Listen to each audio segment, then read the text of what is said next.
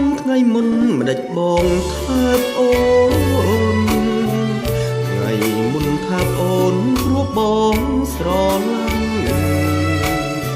ថ្ងៃនេះមិនដេចបងលែងថាបទៅវិញលែងថាបទៅវិញមិនមែនអងស្រឡាញ់ទេនៅតែស្រឡាញ់អស់មួយជីវិតតែបងខូចចិត្តបន្តិចទេស្រីបានជាបងលែងថាបផ្ពាល់ពិសីដឹងទេរឿងអ្វីគឺរឿងដែលស្រីផបងរឿងអ្វីស្រីគិតមើលទៅឬមួយពីលពៅស្រីភ្លេចទៅហើយបងប្រាប់ទៅចង់ណាប្រលឹងអើយគឺអូនមានគូម្ដងហើយមិនប្រាប់បងឡើយតែបងលួចដឹងលាក់បងធ្វើឲ្យ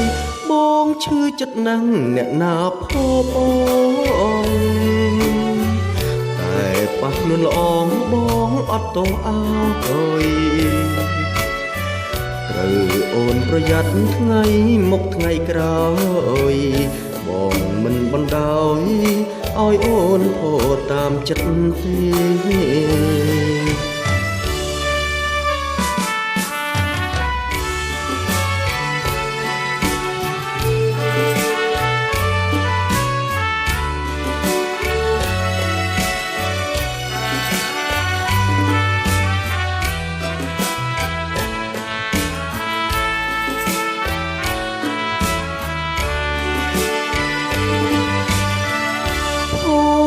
អ្វីស្រីគិតមើលទៅ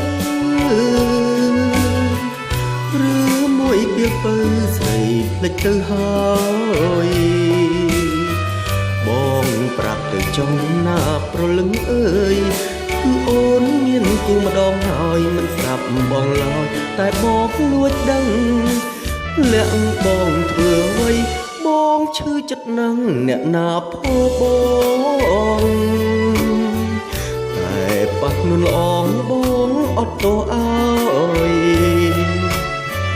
ត្រូវអូនប្រយ័ត្នថ្ងៃមុខថ្ងៃក្រោយបងមិនបណ្ដោយឲ្យអូនធោះតាមចិត្តទេ